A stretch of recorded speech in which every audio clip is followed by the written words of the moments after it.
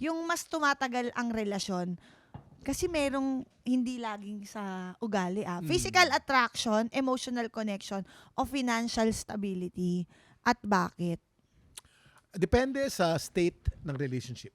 Hindi mo pwedeng sabihin yan eh. Depende kung bago pa lamang ang relationship nyo, gitna, o matagal na.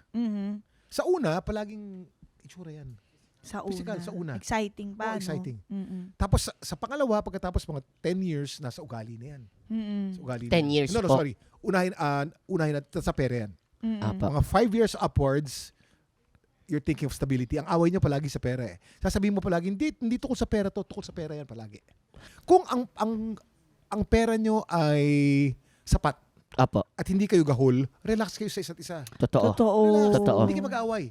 Totoo po. Kaunti lamang ang away. Pero kung gahol kayo sa pera, kunyari, gahol ka, Sa madaling salita, medyo walang pambayad kuryente, wala pa kayong tubig. kuryente. Tapos nakita, pagod na pagod ka, Opo. natulog ka sa sofa.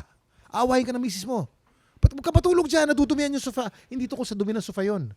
Hindi tukol sa pagtulog mo yan doon.